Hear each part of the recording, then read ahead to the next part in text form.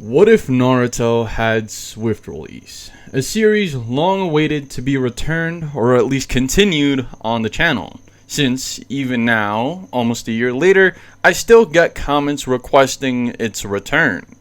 And if you've been keeping up with my community tab posts, you would know that I have been doing a series of polls to determine which series that are currently unfinished I will be continuing or rebooting and in which order.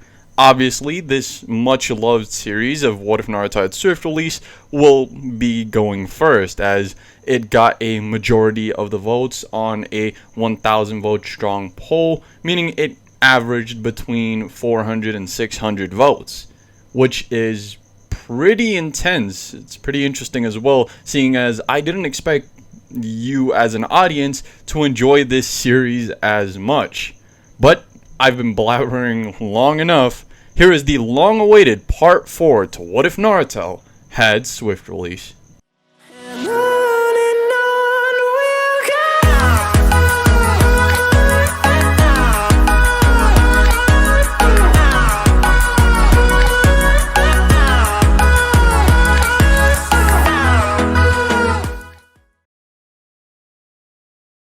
She was impressed by the kid, and when she looked at it, she did break the agreement, not the agreement, but her word per se, and still went, obviously.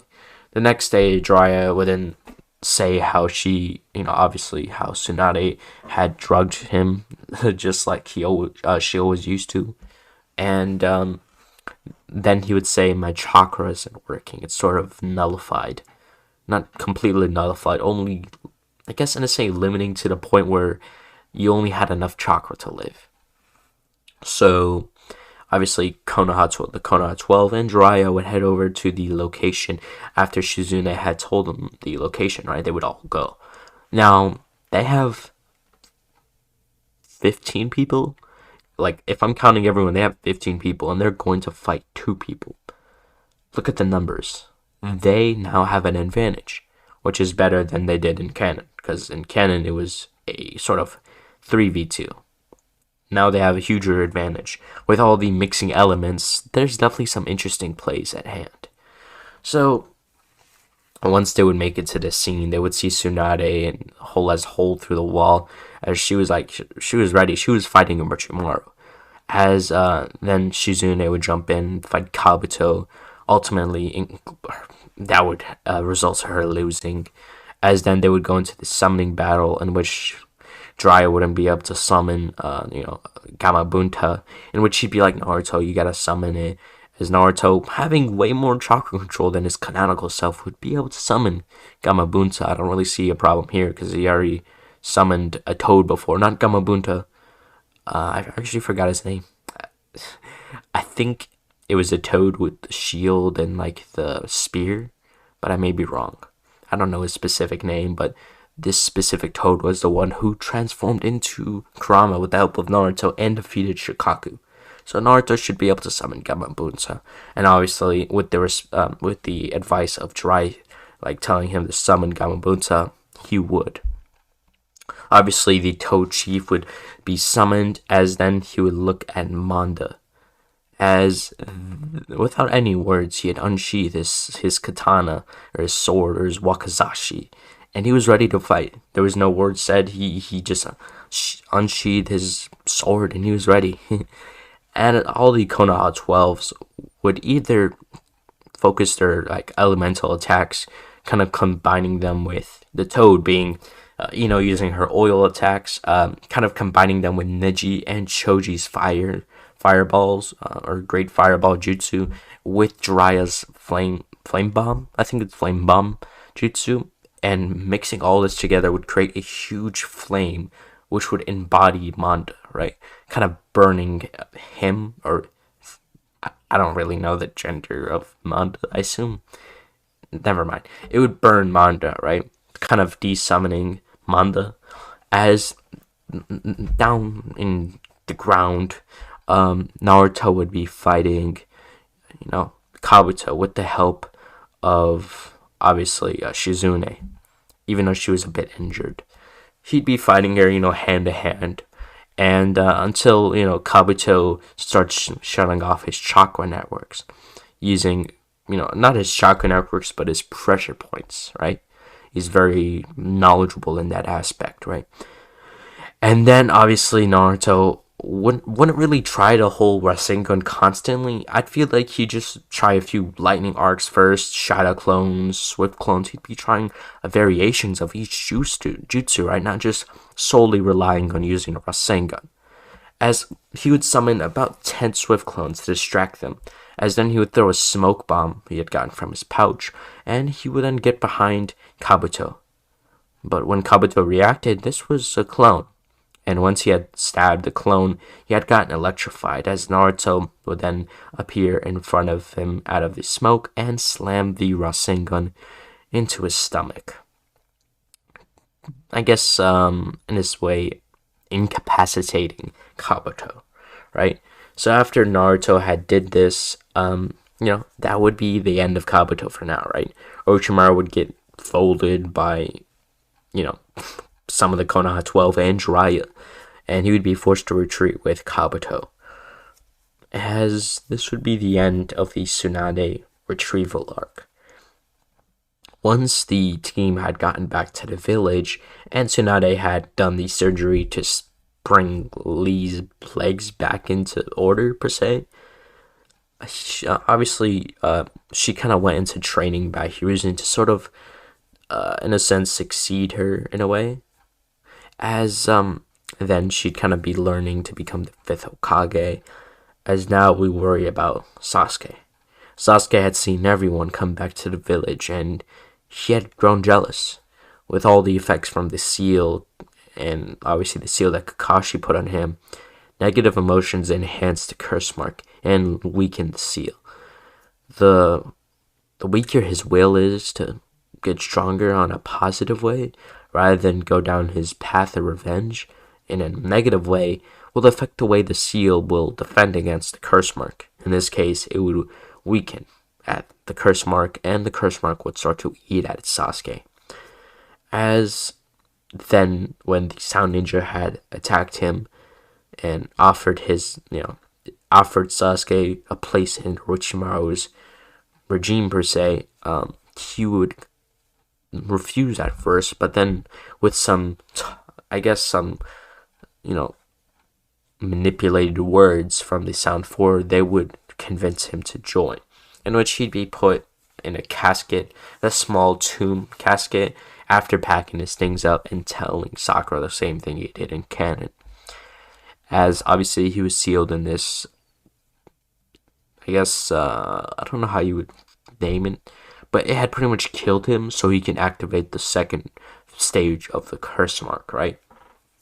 And during this time, it was probably a few hours into the morning, in which Sakura would then tell Naruto that Sasuke has went rogue, in which this would be sort of a shocking scene.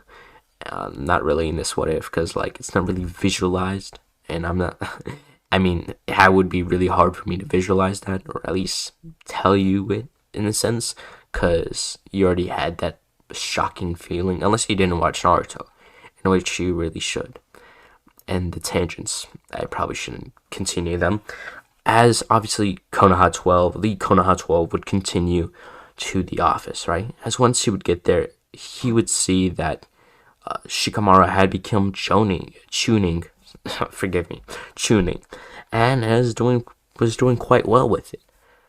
And obviously Naruto was very happy for his friend, and then they would go in and hear the mission, right? The details, right? So Tsunade would tell Naruto that, and the rest of Konoha 12, that some of the Jonin had left the village due to destruction caused by the attack. They had needed to go out and do missions to bring in revenue for the village and bring their status up, to make it sound like they weren't weak to the other villages, which would lead to attack. Now Tsunade would tell Naruto that they're the only team in the village that are suited enough to go on this mission. As she would authorize the mission, they would all get ready, and they would then leave the village.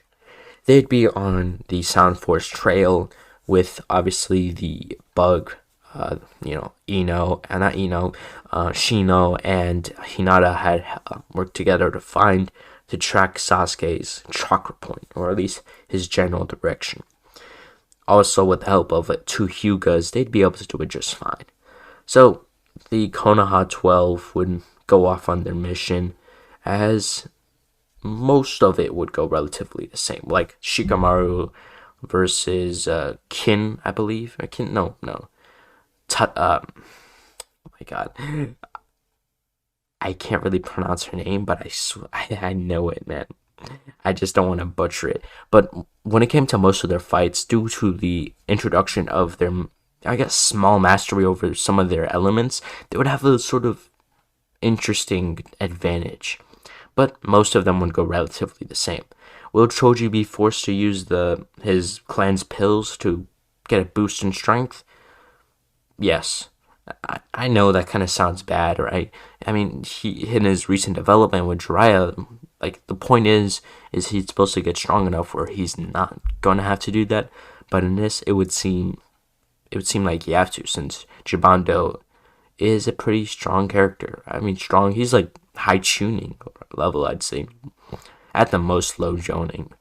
And obviously, all the San 4 together would be joning level, right? And all these kids, or not kids, all of Konoha 12 are going to fight them, right? Which would be kind of a challenge.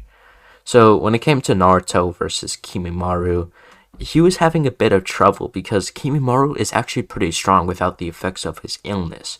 And he was going to be Orochimaru's next vessel, but due to the illness, it had kind of stopped that.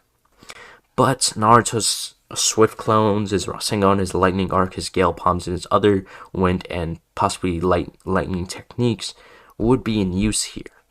So it would kind of put them relatively equal, right? And with Gaara and Lee coming in, or Drunk Lee coming in, who would be more stronger after the surgery, he'd be able to, I guess, be defeated. And of course, Kimimara's illness in the end got the upper hand on him and ended him.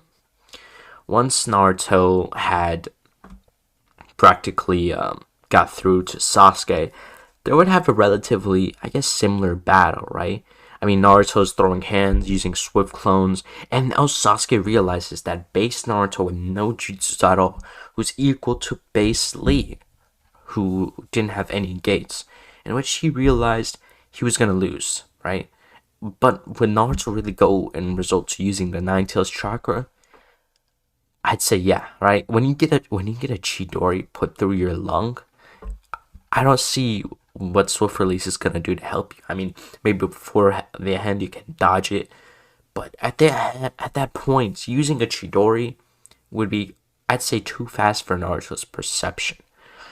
Because Naruto and Sasuke didn't have that rooftop battle, so Naruto doesn't know what the Chidori is per se.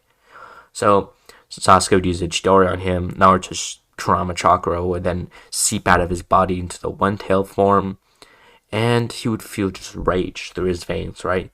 This would become a one-sided battle until Sasuke is forced to awaken his 3-to-1 Sharingan due to the intense fight, right? He's forced to adapt and evolve. Then what would occur next is Naruto would go to the Two Tails, and they would start evolving and fighting, right? Until it came to the final clash. Naruto's lightning-infused Rasengan with Sasuke's Chidori, it was sort of like a Vermilion Rasengan, and then the curse mark-infused, Chidori. Obviously, Sasuke had went to stage 2, giving him a 20 times the multiplier. With his recently activated 3-to-1 Sharingan, it was very hard for someone like Naruto, only in the Two Tails form, to keep up. So now their attacks would clash, as Naruto's attack was actually winning in a sense. It was overpowering the Chidori. Naruto's senses had come back, and he realized he could possibly kill Sasuke, and that isn't the mission. So he had purposely lowered the power, or the output, as kind of giving Sasuke the overpowering win. But he wasn't as, I guess, per se, injured as canon, right? No Chidori through the lung. It would, like, the injury, right? It wouldn't be as severe because of Kurama's high speed factor. After the clash, Sasuke stands over his body, or not his body, like headband, as then he would drop the headband, and then he would go about to Orochimaru's cave. As then a few minutes later, Kakashi would come onto the scene with Ino and the others, kind of having a sort of emotional scene per se, because like everyone pretty much thought he died, or at least was on the brink of death. So like Kakashi's rushing back to bring him to the hospital. But then once everything went down, they realized most of Kurama's chakra, or like Jiraiya and the higher ups, people who had more knowledge on the Nine Tails, they realized the Nine Tails chakra had kind of saved Naruto. And which just would mark the end of the Sasuke retrieval arc. As now we go over the time skip. And on this time skip, I will be having a Jonin exams, and not just right after, right? And obviously Naruto, in a sense, would be going with Jiraiya, but it wouldn't be as long. It wouldn't be 3 years. It'd be like 1 year and a half, right? He would be, I guess, 14 or almost 14, and once he had come back, he'd be like 15, right? That'd be about right. And once he had come back, he had, I guess, gained mastery over lightning and wind, and those are the requirements to be a Jonin, the basic requirements, having 2 masteries over lightning and wind. And obviously later on in this time skip, Naruto will possibly learn a lightning manipulation to that. That's if Mysta does it. But in my opinion, I would do it, but it's not really my choice per se. So once I would get back in town per se, they would have the Jonin exams. And luckily, this portion of the Jonin exams wouldn't be solely based on having 3 people in your, I guess, squad, right? And the people who will be doing the Jonin exams is Naruto, Neji, and Shikamaru. These are the people I see more fit for Jonin at this time. Lee could really be Jonin, but I'd say like after the time skip, or at least a little, like maybe after the Pain invasion, or the Kakazu and Hidan missions, like kill him. As once they would be called into the office, they'd be met by other Jonin, possibly Hayate, Kakashi, the 2 gate guards, Kotetsu and I can't remember their names. I think it's the 2 gate guards. I'm just gonna call them the 2 gate guards, and they're actually pretty strong. Like they're pretty underrated. And also the other Jonin and Proctor that had like glasses and with red shades or something like that. I can't really remember his name either, but mostly just the Jonins, right? It would be sort of like the Gote 13 evaluation, right? They'd evaluate them, put small tests, right, to evaluate their chakra levels and I guess the chakra control and the output, right? Obviously, they do a few spars, which I don't mind going over right now. I'll be doing Naruto versus Kakashi. I don't know why I said I don't mind. I planned on doing it. But now we're going to be doing some of these spars, right? Shikamaru will be going against Asuma, Neji will be going against Guy, and Naruto will be going against Kakashi. This seemed more appropriate since these are the people who had been monitoring these people who are up for Jonin promotion. So it would be best for them to be fighting those people, right? Kakashi, Guy, and Asuma. So they'd be in a training field, as the other Jonin would be kind of witnessing, other than the Jonin that are watching like the other fights, right? And they'd watch, as obviously, Hayate would do the start, as then Naruto would he'd wait to attack, right? But now, sort of, Kakashi knows he's patient, right? In a way, he's patient. He has definitely changed, and Mysta said it himself. After the Tsunade retrieval arc, Naruto's not gonna be the same. And this is why, specifically, he became more logical in a way, and learned to evaluate the fight before attacking. Naruto would then make a few clones and use the classic smoke bomb to clear the the area, why did I say Sasuke? As Kakashi would then be forced to use his Sharingan, right? To see through, at least try to see through the smoke. But this smoke bomb wasn't really the normal smoke bomb we know and see in the show. This is a smoke bomb that has elements of mist. And yes, the mist from a hidden mist jutsu. Obviously, Naruto had somehow gotten his hands, or at least hold, I guess the fundamentals on how to do a hidden mist jutsu. Obviously, she has the capability. She's a water user, right? Then he would trap all the mist inside this smoke bomb and possibly use it later as some sort of invention. And honestly, this would kind of magnify the relationship between Ino and Naruto, not just like that, but like as a ninja, right? Being able to make inventions like based on each other's elements, it makes sense. So Naruto would throw down the sort of mist bomb at this point, as Kakashi cannot see through, right? Because it's based on the hidden mist jutsu, right? Which Kakashi had trouble seeing past when he had fought Zabuza and they landed a Waves arc. So Naruto then appears behind, Kakashi and uses his, that was pretty much a Swift clone, right? As then it would turn into electricity, as it would then, electrify Kakashi. Kakashi would kind of stumble, right? He had grown adapted to the feeling of lightning, right? As though he still got hit, right? He was a little burnt and I guess bruised, but he was still on his feet. Naruto would then go through a few hand signs before using the lightning arc, as he would throw it at Kakashi. Kakashi would then burst, as that was a clone. It was an explosive clone, right? As then Naruto would feel something tug at his feet, right? And he'd be pulled down. But Naruto would then kind of, in a sense, he wouldn't be pulled all the way, right? He'd be pulled a little bit in, and as then Kakashi would come out the tree, as the clone who had used the headhunter jutsu, which was a clone, as Kakashi would then go through a few hand signs before apologizing. Not apologizing sincerely, but as a comedic thing, right? As then he would then use the fire-style fireball jutsu.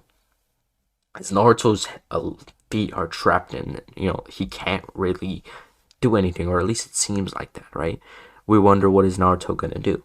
So what Naruto does is he quickly substitutes, right, as obviously sort of inhaling wind, right, as he would then kind of inhale it near some, obviously, right, Kakashi had used the headhunter jutsu, creating some sort of dust, right, with Naruto taking advantage of this to create sort of like a diversion with his, like, kind of blinding Kakashi. Naruto would then substitute to seem as if he was still there, and once the fire had been in effect with the wind supporting it subtly, once it would then the flames would then disappear, there would be a just burnt log of wood, as Naruto would then be behind Kakashi with a kunai at his neck, saying, "I guess you lose," as this is sort of the end of the proctor exam. Not the exam, a sparring exam against Kakashi, as Naruto had proved himself worthy. And this will be where I'm leaving off my part.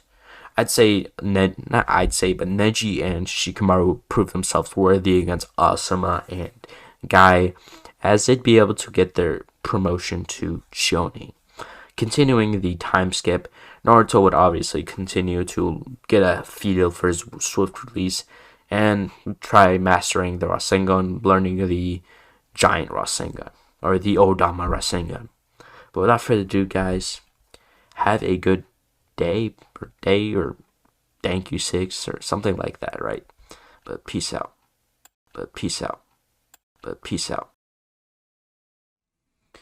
But you have made it to the end of Part 8 for What If Naruto Had Swift Release.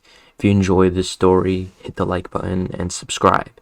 And while you're down there, enable the notification button so you can receive notifications when sixmysta uploads.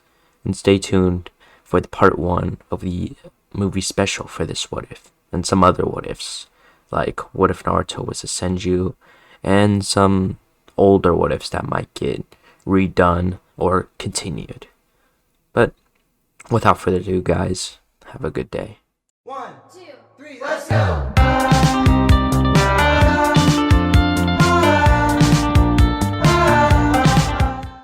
Subscribe for more. Yada yada does it.